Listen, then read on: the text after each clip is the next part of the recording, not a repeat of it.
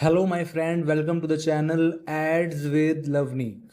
So, in today's video, we are going to talk about BLS, which stands for Brand Lift Study. I will explain what it is, why it is important, and who can benefit from it. And here's the bonus. This topic is also very common in job interviews for paid social roles in big organizations. So if you are preparing for interview as well, you have to, this will be very, helpful for you as well. So let's get started. So the first thing that we need to understand is what is brand lift study. So a brand lift study is a measurement tool provided by Meta that helps advertiser measure the true impact of their ads on brand perception. So it tracks key metrics like brand awareness, brand recall, consideration, favorability, ad recall, and purchase intent as well. Now, the idea is simple. By comparing people who saw your ad versus people who didn't, you can measure the incremental lift that your ads created. Basically, in simpler terms, if you want to know that the people who have seen our ads, what opinion they hold for our brand in comparison to the people who have not seen our ad, right? And similarly for the conversion campaign, it means that if you want to test like those of the people who have seen your ad would have purchased from you, or if, only when they have seen your ad on Meta, or they would have converted anyway. So these are the things that you can figure out from these brand lift and conversion lift test. So how does a brand lift study works?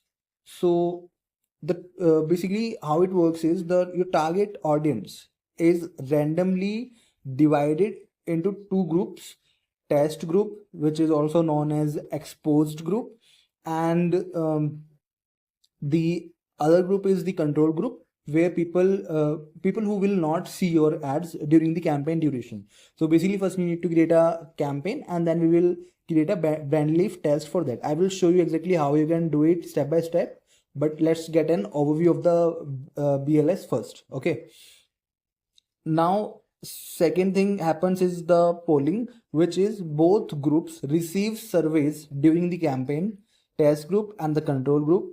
These surveys include questions related to ad recall, brand awareness, and purchase intent. And after that, they just interact with the surveys or the questions that we add in during the BLS test, and responses from the test group and control group are compared. Okay. Now the difference shows the incremental brand lift caused by your ads. Now after that, what happens is the effectiveness of a BLS test depends upon asking the right question aligned with your campaign goals. So for top of the funnel campaigns, which is awareness campaign, the question that we will be asking under the brand lift test will be like, do you recall seeing seeing an ad for this XYZ brand, or we can say ads with Lovely? Have you heard of ads with Lovely before? So these type of question we can ask in the brand lift test when we're doing it for the awareness phase. And for the middle of the funnel campaigns like consideration phase, when the goal is traffic, we can ask question like, how familiar are you with ads with Lavneek? What is your overall opinion about ads with Lavneek? So such questions we can ask in the middle of the funnel campaigns. And for bottom of the funnel campaigns, we can ask questions like, how likely are you consider purchasing from ads with Lavneek, or it can be, would you recommend ads with Lavneek to a friend, right? So all these questions you can ask in the conversion focus campaigns, in the bottom of the funnel campaigns. So this way the question directly tie back to your campaign objectives. Now here something important to understand. BLS is not which is for everyone, right? It requires a large investment large budgets and is generally used by big brands who spend heavily on advertising. For small and medium advertisers, it is usually not accessible, right? And it also costs you a lot to run a BLS test. Your campaign should have a good amount of budget to run this test. But if you are aiming for enterprise level marketing roles, knowing this concept is very critical for you, as this get asked whenever you get into a interview for a bigger organizations. And if you are going to run this bandwidth test for any of your bigger client, then this video will surely be helpful for you. Now on the platform, we will, so this you once you click over here and then go to the experiment section, you will see all these things: A/B testing, brand lift, and conversion lift. So as we have discussed brand lift, so we will just try and create a brand lift test for ourselves. Right now, get started. Now first, from here we need to select an ad account. So in my case, I have selected an ad account which I want to run test for. Once the ad account gets selected, we will go to the campaigns. Now here we have to select a campaign, which it can be any campaign. Let me select any random campaign. So once the campaign gets selected, you can see this new minimum budget requirement. Your test needs to meet a minimum total budget of 10,000 USD. So this is not something that you can do with small budget campaigns. Your campaign should have a good amount of budget. So in my case, my campaign should have at least a $10,000 budget, right? Now I will just mention any test name. Let me put XYZ over here. Then the regions I can select accordingly, right? Will it be Asia Pacific, Latin America, North America, whatever it is. So let me select the Asia Pacific. And industry, I will keep it as, let's say it is an e-commerce industry. Schedule, let's say we will schedule this campaign to 8 September to 22nd September. Here.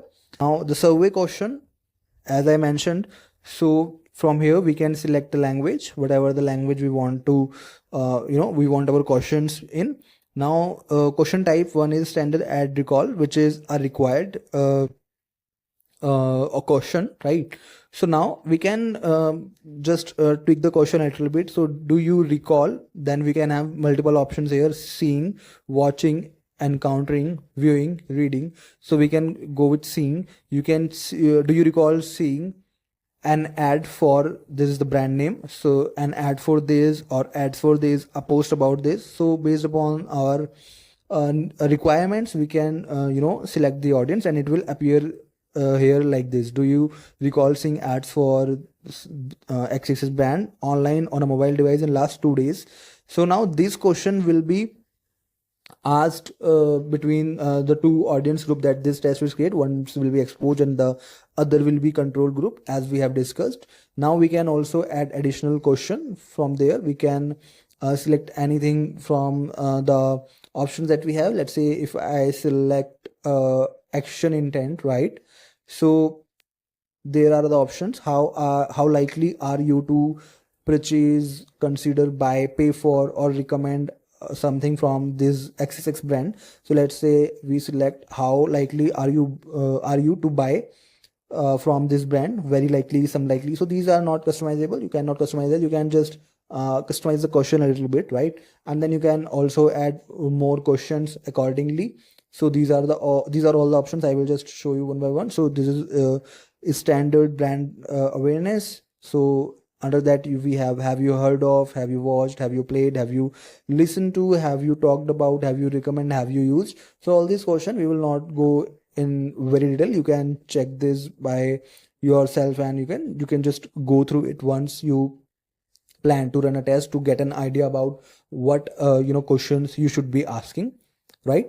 So just to summarize, brand lift test is a test which can help you understand how well your ads are working, and in comparison and you can compare the audience who have seen your ad in comparison to the audience who have not seen your ad, and based upon their answers you can get an idea if your ads are really working or not. And once the test is done, what you can do is you can connect with Meta apps, and then you can inform them that okay, I have run a BLS test for my particular campaign. You can mention the campaign names, and I want a report of the BLS test. So they will send you a well designed and well formatted PPT with all the details mentioned of the test. So you can just go through it and you can see the incrementality numbers on the PPT report itself.